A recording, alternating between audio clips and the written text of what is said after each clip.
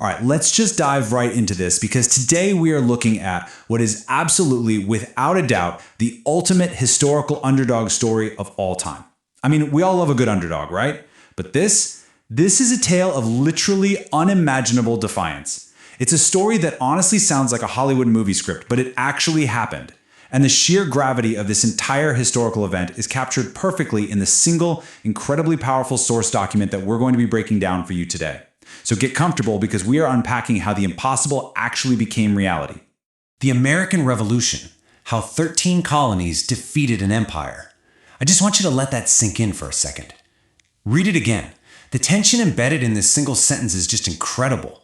We literally have two completely, entirely mismatched forces set against each other in just 9 words. It forces us to pause and truly logically consider the logistics of what's being stated here. How does a story with a setup like that even happen? We're so used to knowing the ending that we forget how insane the beginning actually was. Section 1. The 13 Colonies, a Fragmented Force. Okay, consider the number 13. Just 13. In the grand scheme of global conflicts, having 13 individual, loosely connected colonies is a staggeringly small foundation to build a revolution upon. It's almost comical when you really think about it. We aren't talking about a unified, battle-hardened nation acting as one cohesive unit. Not at all. At the outbreak of this conflict, these colonies were incredibly vulnerable. They completely lacked a centralized government. They didn't even have a unified currency. So imagine trying to fund a war when the money in one town might mean absolutely nothing in the next. And they definitely didn't have a professional standing army. Instead, what you had was a population of roughly 2.5 million people spread out, and I mean really spread out, along this vast, completely disconnected coastline. If you needed to fight, you were relying on local militias. And who were these militias? They were mostly farmers, they were merchants, everyday guys who just put down their plows or closed their shops to pick up a musket. It completely highlights the sheer scale of their disadvantage before a single shot was even fired. They were starting from zero. Section 2. Facing an Empire, the Global Powerhouse. Now, let's look at the other side of the ring. An empire is defined as an expansive, dominating entity wielding power over multiple territories. That word right there, empire, it completely changes the stakes. It's not just a big country. The British Empire wasn't just some neighboring state. It was literally the preeminent global superpower of the 18th century, the undisputed heavyweight champion of the world. It possessed a highly trained, thoroughly battle-tested professional army. And remember, these guys had recently emerged victorious from the 7 Years' War. They knew how to fight and they knew how to win on a massive scale. Furthermore, the empire controlled the fearsome Royal Navy. In this era, controlling the oceans meant you controlled the world, granting them absolute dominance over international trade routes and troop movements. The very word empire represents a massive, centralized command structure, backed by seemingly endless financial and military resources to enforce its established authority. They had all the money, all the guns, and all the experience. So, when you actually weigh those 13 fragmented, improvised colonies against a highly unified global empire, the staggering disparity in scale is just undeniable. It is the absolute definition of a David versus Goliath scenario. Just look at the contrast. On one side, you have an improvised continental army that is constantly plagued by massive supply shortages. We're talking guys fighting in freezing, devastating winters, dealing with enlistments that were constantly expiring, meaning soldiers could just pack up and go home right in the middle of a campaign. And on the exact opposite side, you have this massive, well-oiled imperial war machine that is fully capable of deploying tens of thousands of heavily armed troops all the way across the Atlantic Ocean.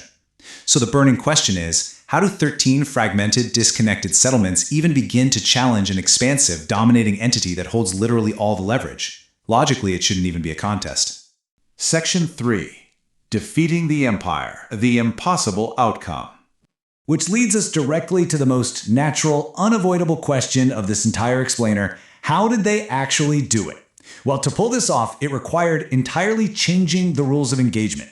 If they played by the Empire's rules, they'd be crushed. The colonies didn't win by outproducing the British, and they certainly didn't win by overpowering the British military in traditional European-style pitched battles where armies just line up in a field. That would have been suicide.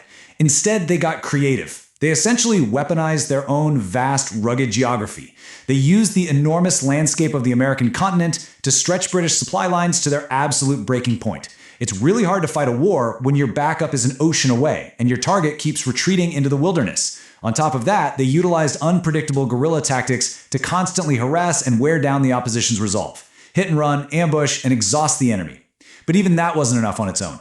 Crucially, and this is a massive turning point, they managed to secure indispensable foreign alliances. Primarily, they allied with France. The French stepped in and provided the critical financial backing and the heavy naval support that was absolutely necessary to turn what was basically a localized rebellion into a massive, expensive, global crisis for the British Crown.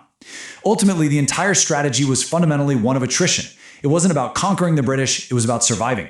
Surviving just long enough and making the fight so painfully drawn out to make the cost of victory far too high for the empire to endure. Defeating the empire. Against all mathematical, logistical, and historical odds, a scattered group of 13 colonies truly overcame a superpower. They achieved the impossible outcome by simply outlasting an opponent that was infinitely better equipped and better funded. It completely shatters the logical expectations we naturally set up when we first compared those two opposing forces. It stands as a monumental historical testament to the fact that the expected outcome, the one that looks obvious on paper, is not always the guaranteed outcome. So as we wrap this up, I really want to leave you with a final thought to chew on. What does it actually take to challenge established power? When you take a hard look at the stark contrast between a handful of fragmented, underfunded colonies and a dominating, wealthy global empire, it really forces us to rethink what is genuinely possible with enough resilience, enough grit, and serious strategic adaptation.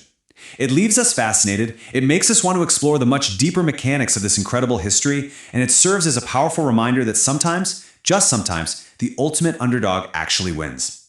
Thanks so much for joining me on this explainer. I'll catch you in the next one.